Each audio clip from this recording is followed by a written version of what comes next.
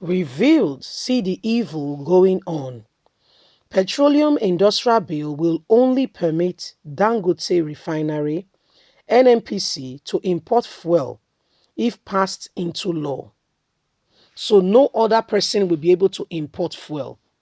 It's a systematic, it's an arrangement. Dangote is the face with the North to keep them because they've discovered that there is oil, and so they want to chicken out or remove the South from their very own, their very own wealth, God-given wealth, because they met the soil on which they are on.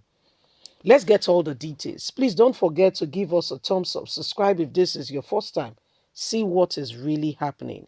Revealed, Petroleum Industrial Bill will permit only Dangote Refinery, Nnpc, to import fuel if law is passed. This leads to a monopoly market where things will become too expensive. Decide the price of fuel. What they say is what happened. No other person can speak on it. The law further goes ahead to rule out small players.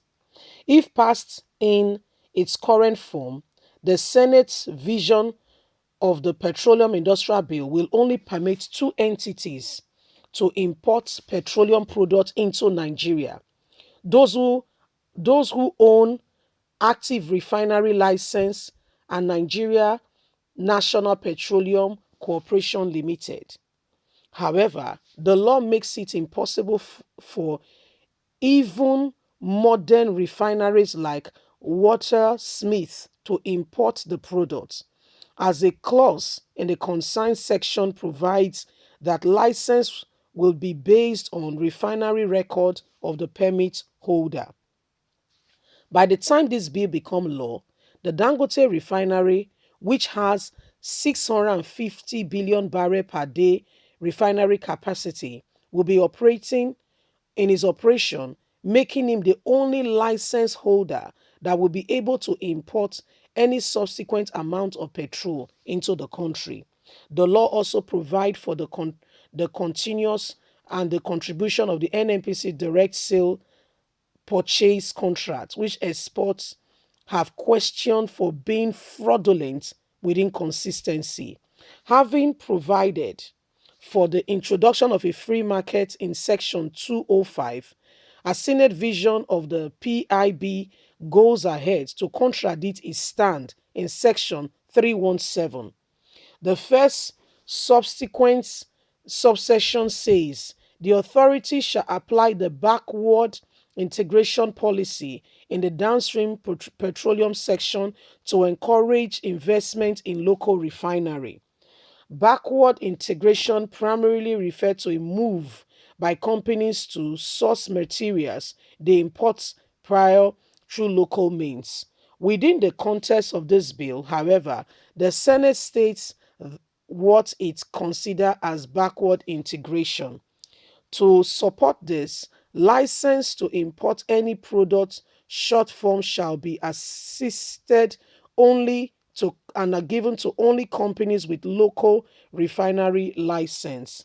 The law further goes ahead to rule out small players completely, meaning only Dangote will become the sole controller of petroleum in the country. And you think this is normal, right? Important volume will be located between participants based on their respective production in the preceding quarters. Export field modern refinery license holders are excluded from the importing like the rest of the country with this clause. I believe this must have been as a result of a deal between Dangote and Nnpc. Claims a source close to the development and consideration of the bill who spoke with Sahara reporters that they are working to enrich themselves massively. Players like Walter Smith, who are just doing about 5,000 liters of diesel, will get little or no quarter if they have to import PMS based on their production in the previous quarter. Any energy lawyer wondered who the Senate's what the Senate had in mind when writing such a clause. From an economic point of view, why would you limit the importation of petroleum products to only those who have achieved refinery license? Who are you protecting? It is national economy to consume welfare. This is just a vent interest in the north concentrating and moving petroleum to their side cleverly. Where are the other senators when this clause and laws are being made?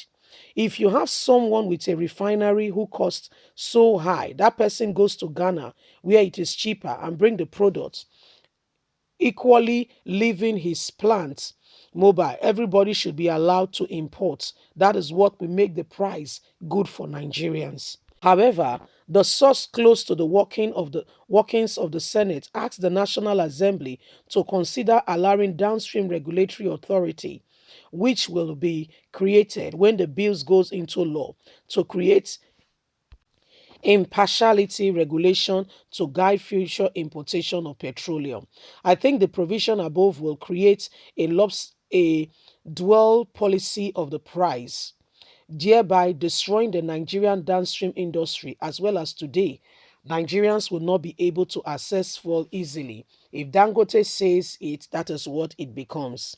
The law and the authority should protect the market, other players, including Nigerian enterprises who wants to go into petroleum refinery and into production, and the consumers, rather than encouraging monopoly by locking out competitors. This is what they are doing. Despite its potential move to eliminate competitors and create a monopoly, Section 317 of the Senate PIB version commits to ending the sales of dirty fuel in Nigeria. The fifth clause in the section says, to safeguard the health of Nigeria, imported fuel products shall conform to the Afro-Fifth specification 50 ppm per sulfur and the ECOWAS declaration of February 2020 on the adoption of anti-freeze and road users. So this is the new thing. Dangote and the North are planning to put Nigeria in a state of dilemma, continuously paying very high. Nigerians, it's happening. Oh, we'd like to hear from you. Please don't forget to give us a thumbs up. Subscribe if this is your first time. God bless you. Have a lovely day. Bye for now. Don't forget you have a voice. We all have to speak in our interest. Bye.